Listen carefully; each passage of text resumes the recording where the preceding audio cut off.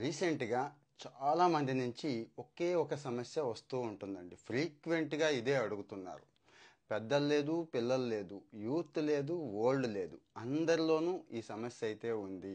అందరూ ఈ సమస్యతో బాధపడుతున్నాం అని చెప్పి చాలామంది అయితే అడుగుతున్నారు. మరి అంత ప్రధానమైన సమస్య ఏంటి? అంత ఇబ్బంది పెడుతున్న సమస్య ఏంటి? మనల్ని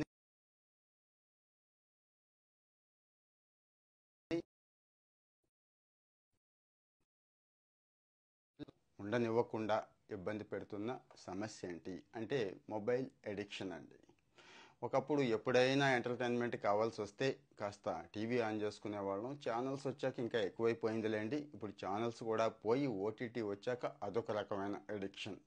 అంతకు ముందైతే జస్ట్ ఏదో వారానికి నెలకి కాస్త ఎంటర్టైన్మెంట్ ఉండేది, సినిమాలు ఇట్లా. కానీ ఈరోజు ఆ పరిస్థితి అయితే లేదు.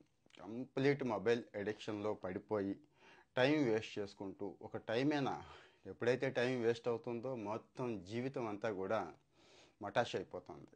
మరి ఈ పరిస్థితి నుంచి బయట ఎలా పడాలి? ముఖ్యంగా పిల్లలు అంటే వాళ్ళు ఎదగాల్సిన వాళ్ళు, ఫోకస్ చేయాల్సిన వాళ్ళు, చదువుల పట్ల, ఆటపాటల పట్ల, ఇంకా స్కిల్స్ పట్ల ఫోకస్ చేయాల్సిన యూత్ కూడా మొబైల్లో పడిపోయి అక్కడే ఏదో చదివేస్తున్నాం అనుకుంటూ ఎంత టైం వేస్ట్ చేస్తూ ఉంటారంటే ఇంకా చెప్పలేంది.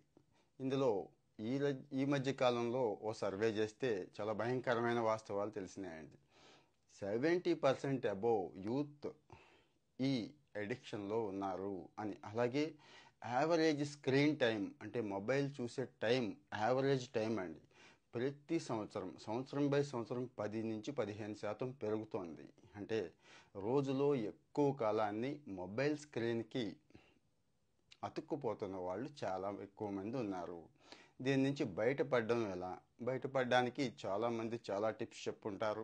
మీరు కూడా చాలా చోట్ల చదివి ఉంటారు. కొన్ని basic tips plus with practical examples మన ఇండియన్ కంటెక్స్ట్లో మాట్లాడుకుందామండి. ముందుగా ఒక టైం లిమిట్ పెట్టుకోవాలి. ఇది చిన్న విషయం ఏమీ కాదు. టైం లిమిట్ పెట్టుకోవడం అంటే మొబైల్ని ఈ టైంలోనే చూస్తాను అనే లిమిట్ ఒకటి. రెండోది, అది సాధ్యం అవుతుందా? అన్నీ మొబైల్లోనే ఉన్నాయి కదా, ఆఫీస్ వర్క్ మొబైల్లోనే చేస్తున్నాను, అలాగే ఇంట్లో పని ఉంది, ప్రొడక్టివిటీ ఉంది, అది నేర్చుకుంటున్నా, ఇది నేర్చుకుంటున్నా, పోడ్కాస్ట్ వింటున్నా, యూట్యూబ్లో మంచి వీడియోస్ చూస్తున్నా, లెర్నింగ్లోనే ఉన్నాను కదా అంటారేమో. నేను అనేది దాని గురించి కాదండి. సోషల్ మీడియా ముఖ్యంగా ఫేస్బుక్ కావచ్చు, ఇన్స్టాగ్రామ్ కావచ్చు, ట్విట్టర్ కావచ్చు, ఇంకా చాలా ఉన్నాయి కదా. వీటి మీద ఎంత టైం గడుపుతున్నాం, ఏ టైంలో గడుపుతున్నాం, ఇది ఒక్కసారి ఆలోచించుకోవాలి. సాధ్యమైనంత వరకు అంటే సోషల్ మీడియాలో బ్రతుకుతున్న వాళ్ళు, సోషల్ మీడియాని సంపాదనగా మలుచుకున్న వాళ్ళకి ఇబ్బంది లేదు. 4 గంటలు 5 గంటలు గడిపినా కానీ సోషల్ మీడియాలో సంపాదన లేదు, అది కెరీర్ కాదు అనుకున్నప్పుడు దానికి ఒక గంట అరగంట ఇచ్చుకోవాలి. అది కంటిన్యూగా ఇచ్చుకుంటారా, మీ ఫ్రీ టైంలో ఇచ్చుకుంటారా అనేది మీ ఇష్టం. కానీ ఆ టైం మాత్రమే అది ఓపెన్ చేయాలి. ఆ టైంలోనే అవన్నీ కూడా చూడాలి. ఆ టైం అయిపోయిన తర్వాత క్లోజ్ చేసేయాలి. ఇది ఎంతమంది ఫాలో అవ్వగలరు, ఎంతమంది చేయగలరు అనేది ఎవరికి వాళ్ళే పెట్టుకోవాలండి. సో ఈ టైం లిమిట్ చాలా ఇంపార్టెంట్. ముఖ్యంగా ఆఫీస్ టైంలో కానీ, చదువుకునే టైంలో కానీ, కాలేజ్ టైంలో కానీ అత్యంత ఇబ్బందికరమైన సమస్య ఈ సోషల్ మీడియా అనేది. ఎందుకంటే స్క్రోల్ చేస్తూనే ఉంటాం, రకరకాల మీమ్స్ వస్తూ ఉంటాయి, జోక్స్ వస్తూ ఉంటాయి, ఇంకా చాలా వస్తాయి కదా. మన ఫోకస్ లెవెల్స్ పాడైపోతాయి. ఎక్కడైతే కాన్సన్ట్రేషన్ పెట్టాలో అక్కడ పెట్టలేం. దాంతో మొత్తం లైఫ్ అంతా వెనక్కి వెళ్ళిపోతూ ఉంటుంది. ముఖ్యంగా నిద్ర పట్టక ఇబ్బంది పడేవాళ్ళు చాలామంది ఉన్నారు. పట్టక కాదండి, మనం అలా తయారు చేసుకున్నామని చెప్పాలి. ఎందుకంటారా, పడుకునేటప్పుడు ఖచ్చితంగా మొబైల్ ఉండాల్సిందే. బెడ్ మీదే ఉంటుంది, మనతోనే ఉంటుంది. అలా చూస్తూ చూస్తూ చూస్తూ ఉంటే 9:30 10కి పడుకోవాలనుకున్న వాళ్ళు కూడా 11 11:30 12 12:30 కూడా అయిపోయే ఛాన్సెస్ అయితే ఉన్నాయి. కాబట్టి ఆ టైంలో నో అని చెప్పేసుకుంటే అయిపోతుంది. సో మరి ఈ టైం లిమిట్ని ఎలా పెట్టుకోవాలి, ఎప్పుడు పెట్టుకోవాలి అనేది అయితే నేను చెప్పాను. చాయిస్ అయితే మీ చేతిలోనే ఉంది. నెక్స్ట్, ఒక ఫోన్ ఫ్రీ జోన్స్ అనేది ఏర్పాటు చేసుకోవాలండి. ఎస్పెషల్లీ మనం మొబైల్ ఎప్పుడు చేతిలోనే ఉంటుంది, జేబులోనే ఉంటుంది కాబట్టి కూడా ఉంటుంది. మన బాడీలో ఆర్గాన్స్ ఎలాగో ఇంపార్టెంట్ ఆర్గాన్ అయిపోయింది ఇది. ఇది లేకుండా రోజు గడిచే పరిస్థితే లేదు. కొంతమంది పిల్లలైతే నానా మారాన్ చేసి యాగీ చేసి ఇంకా యుక్త వయసు పిల్లలు టీనేజర్స్ కానీ అబోవ్ అయితే బెదిరించి మరీ తల్లిదండ్రుల దగ్గర ఫోన్ తీసుకుంటున్నారు. లేకపోతే ఏదో చేసుకుంటాను, అది చేసుకుంటాను, ఇది చేసుకుంటాను. సో ఇక్కడ ఫోన్ ఫ్రీ జోన్ అనేది ఒకటి ఏర్పాటు చేసుకోవాలి. For example class room phone free జోనే కదా.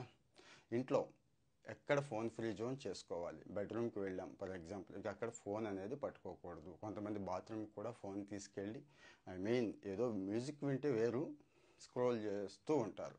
మరి ఈ ఫోన్ ఫ్రీ జోన్స్ని ఎక్కడెక్కడ ఏర్పాటు చేసుకోవాలి, ఏ జోన్ ఫోన్ ఫ్రీ చేసుకోవాలి అనేది చాయిస్ మీదేనండి. అంటే ఆ ప్లేస్లోకి, ఆ లొకేషన్లోకి వెళ్ళినప్పుడు ఫోన్ అందుబాటులో ఉండకూడదు, ఫోన్ పొరపాటును కూడా మనం తీసుకెళ్ళకూడదు. ఇది లాజిక్ పెట్టేసుకోవాలి. మరి ఎంతమంది పెట్టుకుంటారు అనేది చూడాలి.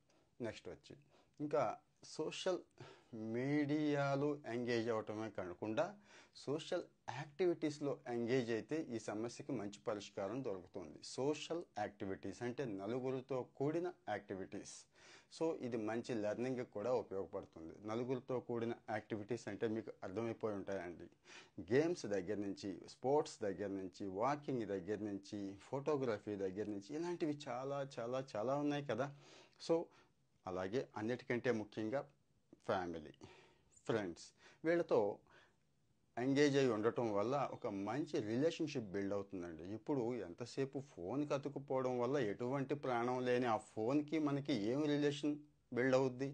ఉన్న రిలేషన్ కూడా దొబ్బుద్ది. సో మరి ఈ రిలేషన్స్, మంచి రిలేషన్స్ బిల్డ్ అవ్వాలి అనుకుంటే ఆ ఫోన్కి కాస్త పక్కన పెట్టి మనం ఈ సోషల్ రిలేషన్స్, సోషల్ యాక్టివిటీస్, నలుగురితో కలిసి భోంచేయడం కావచ్చు, కలిసి కబుర్లు చెప్పుకోవడం కావచ్చు, కలిసి వాకింగ్ చేయడం కావచ్చు, ఏదైనా కానీ కలిసి చేసే పనిలో ఉండటం వల్ల ఫోన్కి కాస్త దూరంగా ఉండొచ్చు. మన ఫ్యూచర్కి ఉపయోగపడే యాక్టివిటీస్ని బిల్డ్ చేసుకోవచ్చు. నెక్స్ట్ హాబీస్ అండి. ఫోన్ ఒక్కటే హాబీ కాదు. ఫోన్లో 1-2 హాబీలు ఉంటాయి, ఓకే, తప్పేమీ లేదు. ఎంతసేపు మనల్ని మనం మోసం చేసుకుంటూ ఉండటం చాలామందికి అలవాటు. ఈ హిపోక్రసీ నుంచి దూరంగా ఉండాలి. ముఖ్యంగా యూట్యూబ్ చూస్తున్నాను కదా, మంచి లెర్నింగే చూస్తున్నాం కదా అనుకుంటాం. 5-10 నిమిషాల తర్వాత ఎక్కడికి వెళతాం, అది ఎక్కడికి వెళుతుందో మీకు తెలుసు. యూట్యూబ్ నుంచి వేరే వీడియోలోకి వెళుతుంది, అక్కడి నుంచి వేరే యాప్స్లోకి వెళుతుంది, అక్కడి నుంచి ఇంకెక్కడికో తీసుకెళ్తుంది. టైం తెలియదు, ఆ రోజు అలా గడిచిపోతూ ఉంటుంది. సో మరి ఇక్కడ యాక్టివిటీస్ ఏంటి, మీ హాబీస్ ఏంటి, మీ ఇంట్రెస్ట్లు ఏంటి ఒకసారి చెక్ చేసుకోండి. ఆ హాబీస్, ఆ ఇంట్రెస్ట్ మీద కూడా ఫోకస్ పెట్టవచ్చు. పెట్టడం వల్ల ఫోన్ని కాస్త దూరం పెట్టే అవకాశం ఉంది. ఈ ఫోన్ మన టైంని తినేయకుండా ఆ టైంని ఆ హాబీస్కి, ఆ యాక్టివిటీస్కి, వాటికి కేటాయించుకునే అవకాశం కూడా ఉంది. కాబట్టి దీని మీద కూడా దృష్టి పెట్టండి అంటాను నేను. అంటే మీ హాబీస్ని, మీ యాక్టివిటీస్ని ఇంప్రూవ్ చేసుకోండి. రేపటి రోజు కెరీర్లో ఎదగడానికి, కెరీర్ బ్రైట్గా చేసుకోవడానికి ఇవి ఖచ్చితంగా ఉపయోగపడతాయి. తర్వాత ఇప్పుడు ఈ చెప్పినవన్నీ కూడా ఫాలో అవ్వాలంటే పైన 4 విషయాలు చెప్పుకున్నాం కదండి. ఇది టైం లిమిట్స్ పెట్టుకోండి, ఫోన్ ఫ్రీ జోన్ పెట్టుకోండి, సోషల్ యాక్టివిటీస్లో ఉండండి, హాబీస్ని, మీ ఇంట్రెస్ట్ని ఇంప్రూవ్ చేసుకోండి అని చెప్పాం కదా. ఈ 4 చేయాలంటే ముందు మైండ్ని బెండ్ చేసుకోవాలి, మనసుని మన ఆధీనంలో ఉంచుకోవాలి. మనసు మనం చెప్పినట్టు వినాలి. పరిస్థితి ఉందా? సో ఇక్కడ ఏం చేయాలి? మైండ్ఫుల్నెస్ అనేది ఒకటి ఉంది, ఇది ప్రాక్టీస్ చేయాలి. యోగా అనేది ఒకటి ఉంది, ప్రాక్టీస్ చేయాలి. సింపుల్ బ్రీతింగ్ ఎక్సర్సైజెస్ ఉన్నాయండి, అవి ప్రాక్టీస్ చేయొచ్చు. మెడిటేషన్ ముఖ్యంగా, అన్నిటికంటే ముఖ్యంగా మెడిటేషన్ చేయొచ్చు. డైలీ 10-15 నిమిషాలతో స్టార్ట్ చేసి అరగంట, గంటకి తీసుకువెళ్ళటం ద్వారా ఇవన్నీ కూడా, అంటే పైన చెప్పుకున్న 4 అలవాట్లు కూడా మన మనసు వంటబట్టించుకుంటుంది.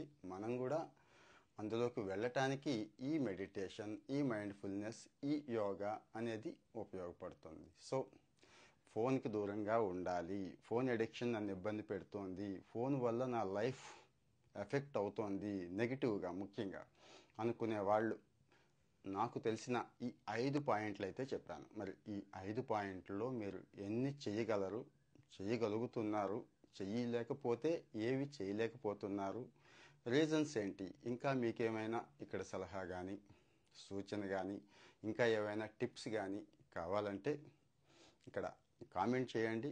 నెక్స్ట్ ఎపిసోడ్లో కానీ ఆ తర్వాత కానీ డీటెయిల్డ్గా మళ్ళీ డిస్కస్ చేసుకుందాం. అప్పటి వరకు బాయ్ బాయ్, థ్యాంక్ యూ.